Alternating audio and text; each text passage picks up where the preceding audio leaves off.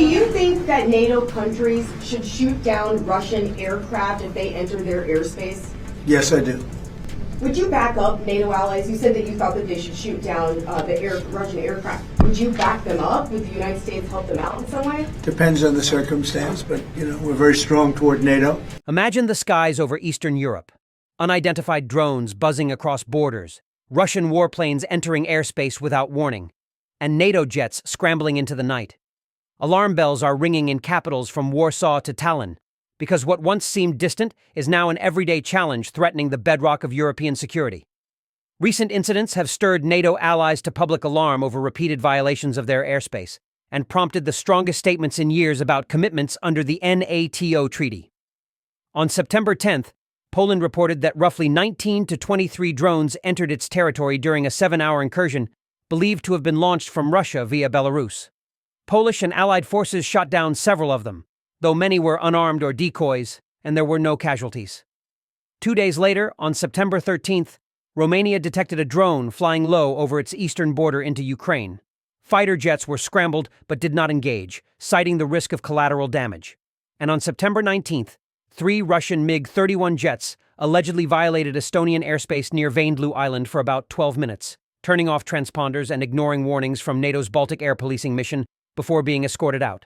Estonia summoned a Russian diplomat and invoked NATO's Article 4 for consultations. Russia denied that its jets were in Estonian airspace. Finally, on September 23rd, unidentified drones forced temporary closures of airports in Copenhagen, Denmark, and Oslo, Norway, causing major disruptions.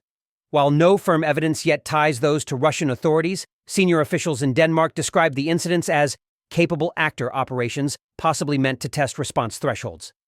These incidents combined have pushed NATO into high alert and prompted renewed debate within Allied capitals about what defending every inch of NATO territory really means. In response, NATO and its members are making clear that the alliance's commitment to collective defense is non-negotiable. NATO vowed to use all necessary military and non-military means to defend itself against future violations of Estonian airspace and publicly denounced the infringement on Monday.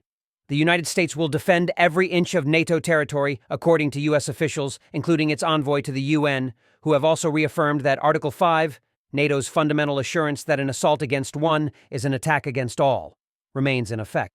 Poland has gone one step further. Poland would shoot down any aircraft objects that blatantly violate its airspace and represent a threat, according to Prime Minister Donald Tusk.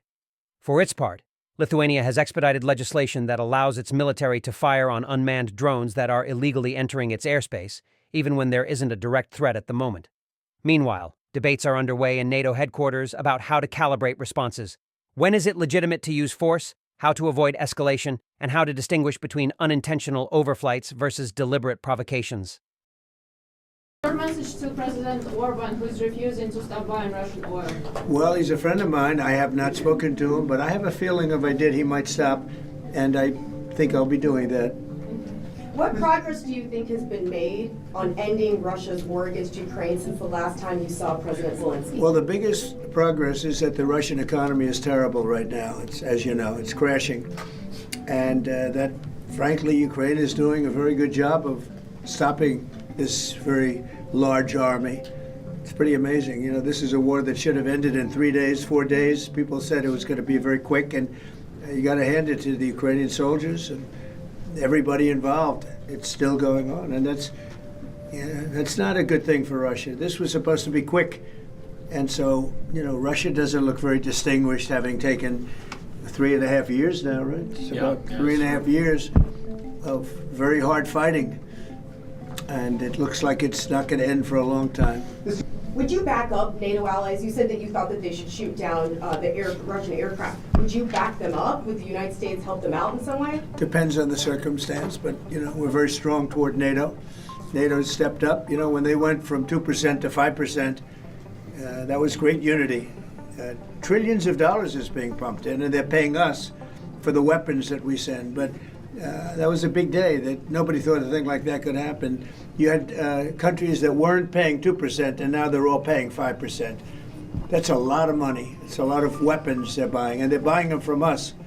They're buying them from the U.S. In the old days, Biden gave them everything, gave them $350 billion worth of money and weapons. That's a lot of money and a lot of weapons, and we got really not much for it.